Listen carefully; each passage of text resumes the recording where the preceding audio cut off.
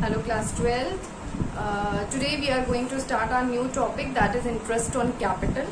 Okay, so interest on capital, as we know that this is a very simple topic, so one day it will take and it will be finished, right? Only you have to just remember about the rules of calculating the interest on capital and the cases, right, which I am going to tell you. Okay, so first of all, what interest on capital? As we know that any person who is doing business, who is running a business,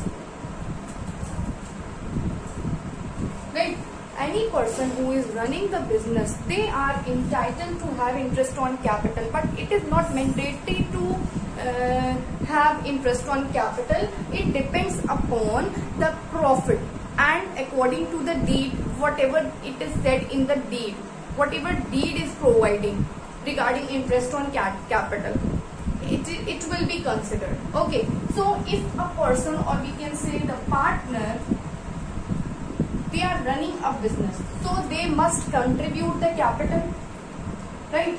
suppose जब हम क्या करते हैं, जब हम business करते हैं कोई, तो सपोज कुछ कैपिटल हम अपने पास से लगाते हैं, कुछ कैपिटल हम बाहर से लोन लेके लगाते हैं. तो जब हम लोन लेते हैं किसी से, सपोज बैंक से लोन लिया हमने, ठीक है, तो what we have to pay to bank, we have to pay interest, right, we have to pay interest to bank. ठीक है, सेम एज जब हम बिजनेस में कैपिटल लगाते हैं, जब पार्टनर्स बिजनेस में कैपिटल लगाते हैं, they invest in capital in business person, right, or partners we can say,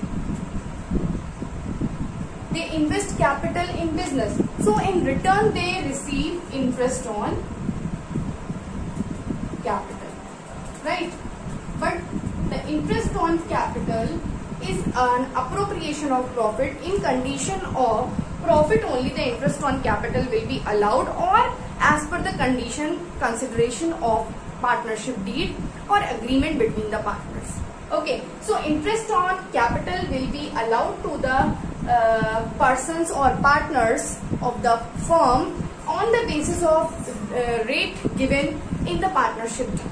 Okay, so two more things which you have to keep in your mind while when the interest on capital will be calculated in partnership, right? What we have to see, first we have to see that interest on capital, that will be calculated on the basis of period, right? It will be charged on periodic basis, right? Periodic basis.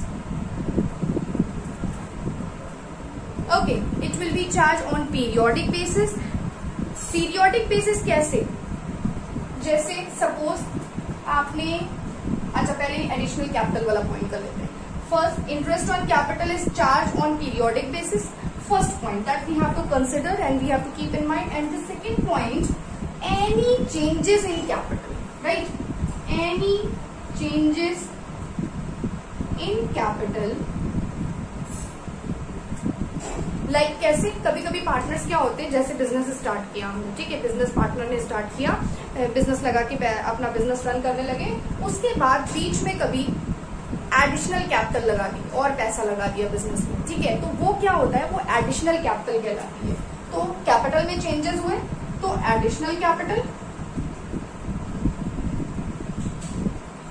और कभी कभी partners क्या करते हैं, they withdraw amount from the capital, they withdraw amount for their personal purpose or for what. So any withdrawal, right,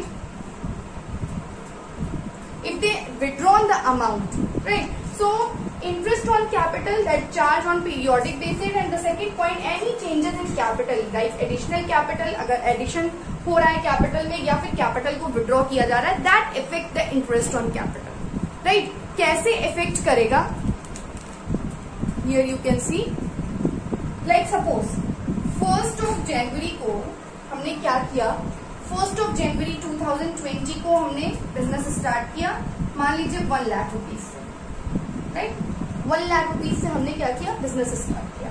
उसके बाद हमने क्या किया, मान लीजिए कि 1 महीने बाद या फिर 1 अप्रैल को, मान लीजिए 1 अप्रैल 2020 को हमने क्या किया, उसमें और थोड़ी सी कैपिटल इंक्रीज कर दी 30,000। ठीक है, तो 1 जनवरी से लेके फ्रॉम 1 मार्च, यानी कि 1 अप्रैल को तो 30,000 और ऐड कर दिया गया है, तो 1 जनवरी से लेके 31 मार्च तक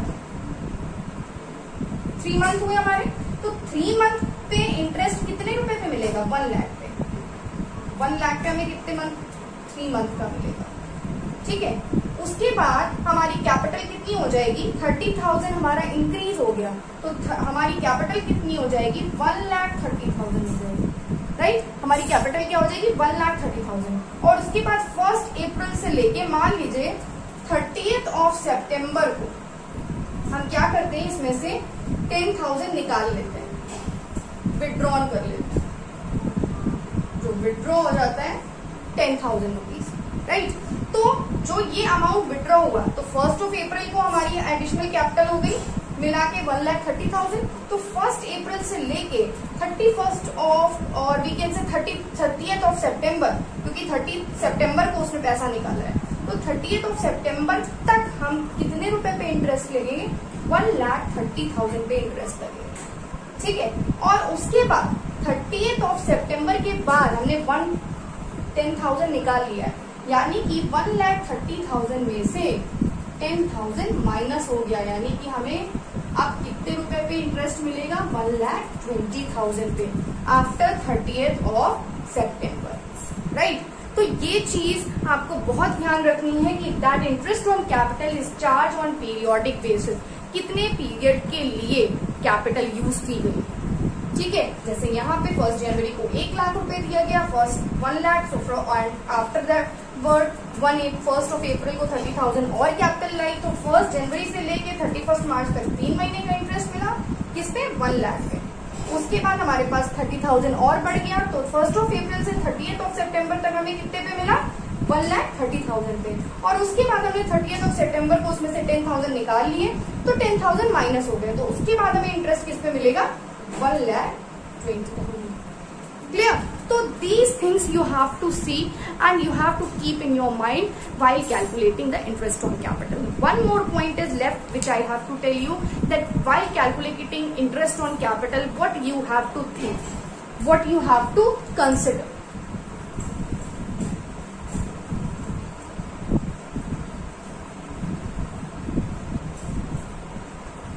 See children, हमारा जो इंटरेस्ट ऑन कैपिटल होता है, that always be calculated on opening capital.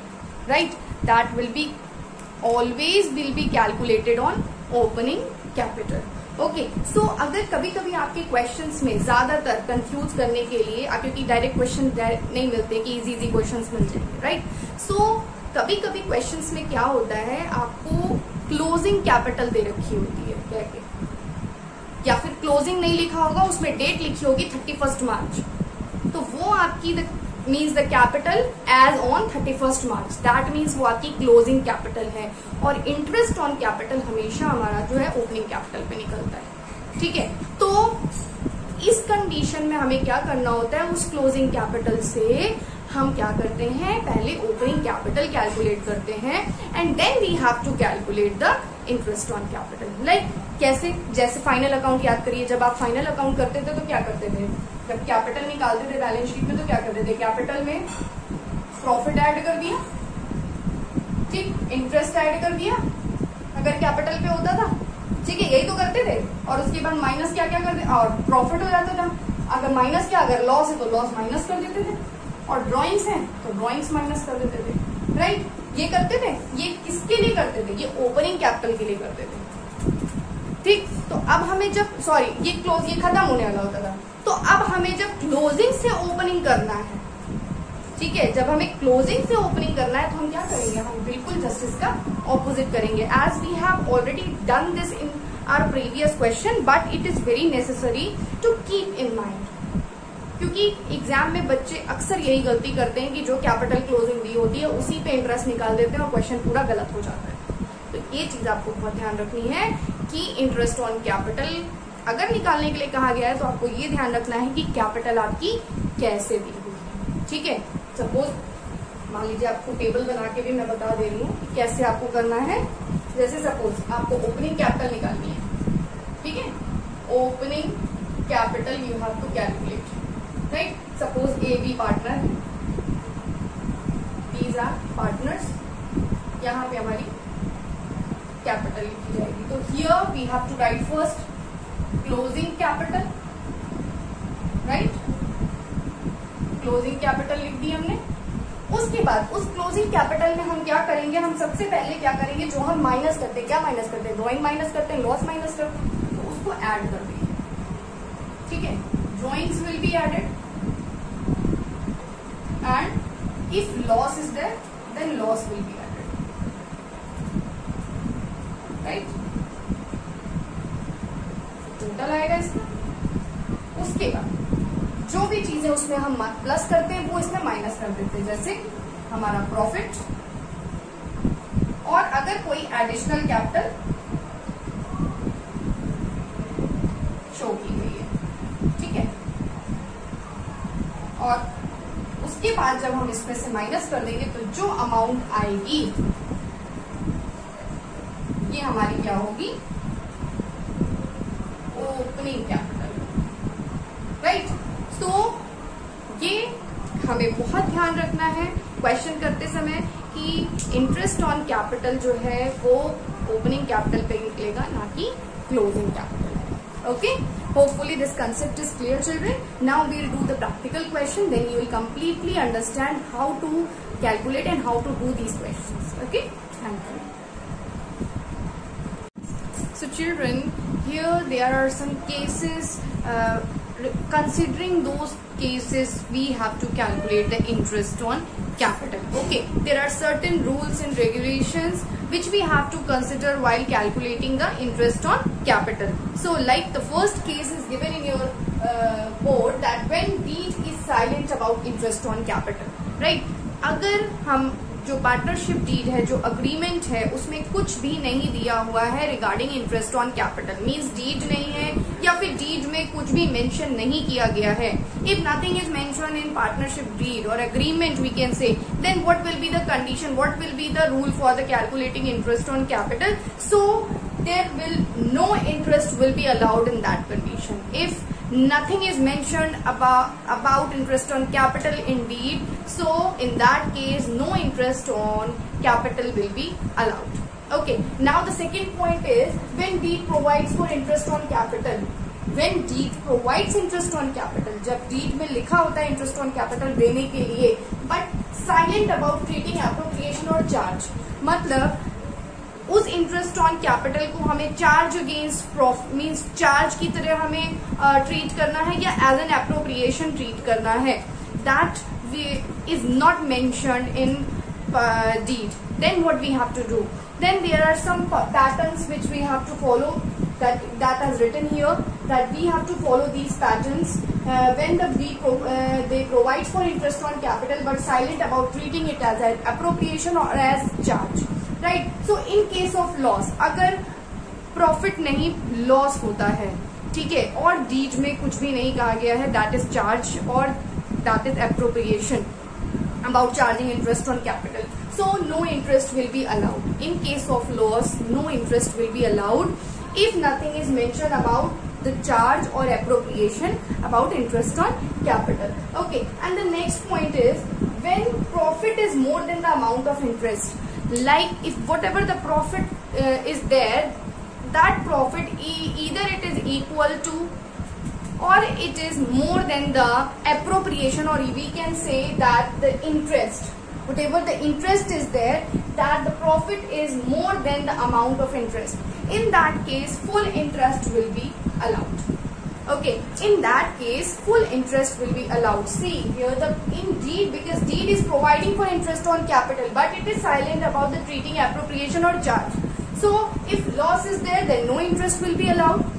When profit is more than, जब profit है और वो ज्यादा है किससे, interest से, तो full interest दिया जाएगा, ठीक है, full interest will be allowed. But when profit is less than the interest, अगर हमारा जो प्रॉफिट है वो इंटरेस्ट से कम है, तो उस कंडीशन में interest will be restricted to the amount of profit, right? Interest will be restricted to the amount of profit, hence profit will be distributed in the ratio of interest on capital. That we will discuss when we'll do the practical questions. Then according to proportionate basis, here we have proportionate basis of appropriation, or we can say interest on capital.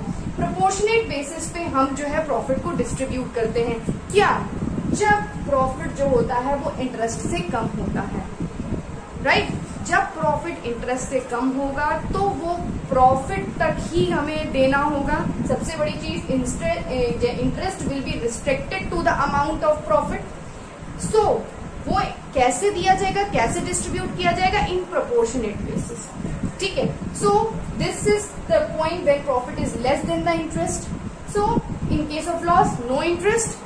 In case of profit is equal to the interest or more than interest, then full interest will be allowed.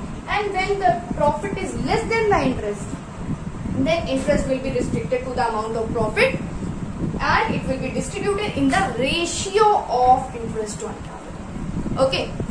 And the next point is when deed provides interest as charge. मतलब जब deed में ये चीज कही गई है, ये चीज मेंशन है कि interest we the company, the firm has to provide the interest as charge. When deed provides interest as charge, मतलब क्या होता है? If we talk about appropriation, so appropriation, children, that is appropriation means interest is to be allowed only out of profit, right?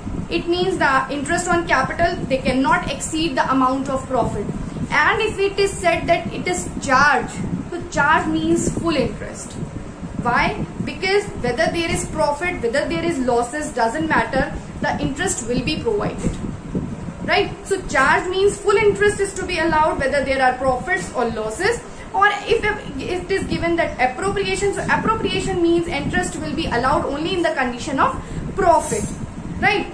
It means that the interest on capital, it cannot be exceed the amount of profit. मतलब profit की amount से interest on capital जो होता है वो ज्यादा नहीं हो सकता है. और अगर डीड में ये कहा गया है कि it will be charge, deed provide interest as charge, so full interest will be allowed whether there will be profit और loss, right? So there are certain patterns according to that.